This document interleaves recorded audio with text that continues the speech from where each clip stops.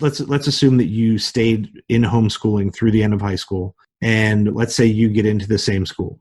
And what is it? RPI, Rensselaer, right? Let's say that you end up in the same place, but that you never set foot in a public high school.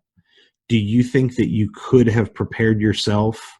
I mean, of course it's possible, but I mean, is it reasonable to expect that a student could prepare herself or with the help of family or whatever, and then enter a university and have the success that you're having? Like, could you be doing similar quality work without public school backing that up?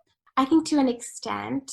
I don't think anything could actually prepare me for the work I'm doing unless I was doing hands-on work with like chemicals and like in the lab.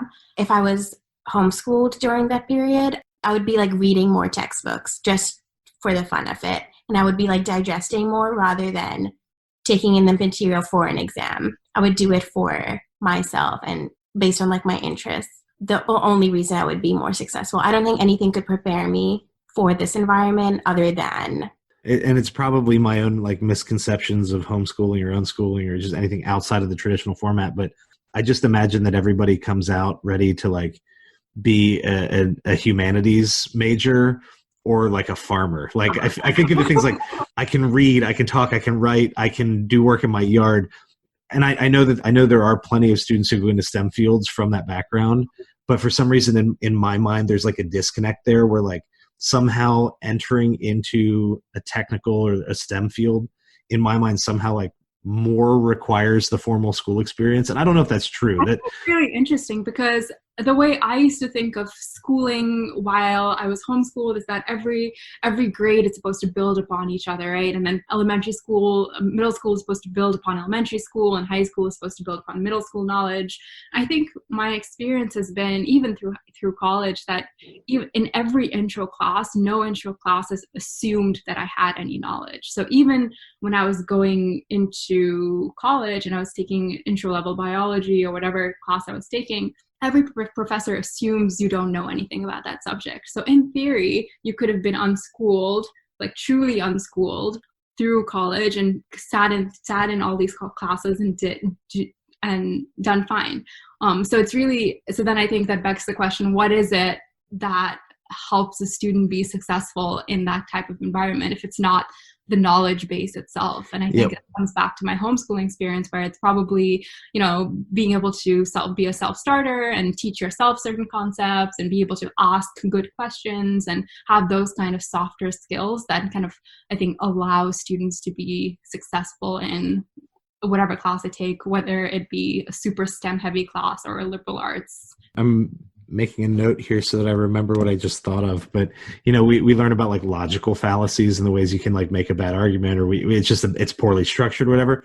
I think I'm going to create a list of things called educational fallacies that teachers and principals say and do. And we just like take it sort of as a gospel thing, or we just accept it like every time. And I remember thinking this when I was in high school, and I believe it even more now as a teacher.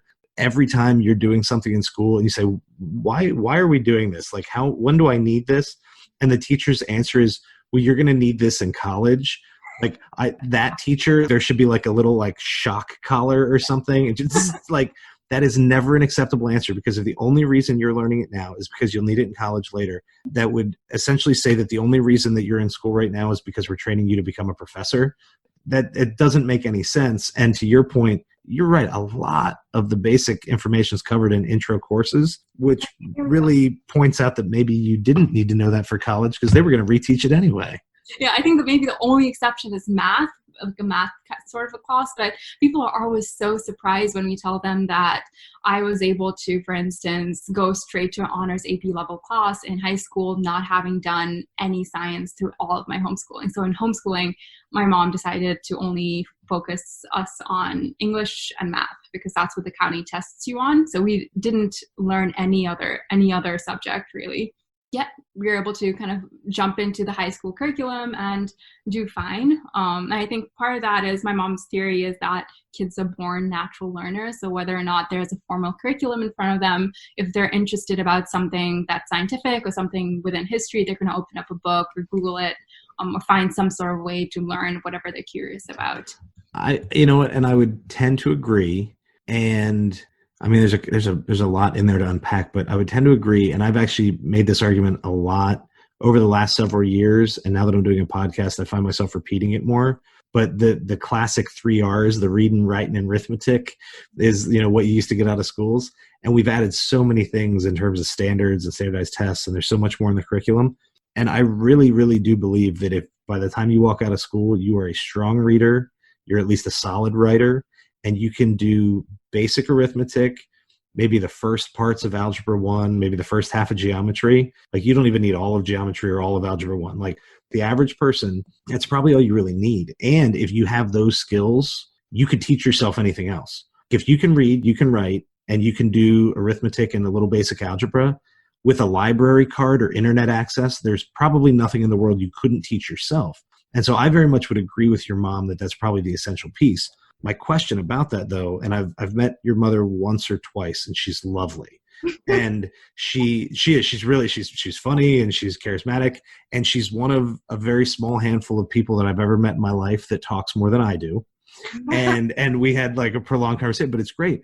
I'm wondering, do you think that how she views children has a lot to do with, say, your father, like with her vision of family and what people are like? Like, if you had parents who were less enthusiastic or less educated or less intelligent or whatever that may be, would that have worked out the same?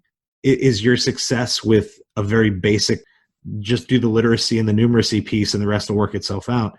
How much of that works for everyone versus how much of that is dependent upon who you are or the situation you were raised in? Yeah, it's the quintessential nature versus nurture question. Yeah, I mean, and it's always both. I'm just trying to figure out, like, if we had to lean in a direction here. I think it's an interesting question.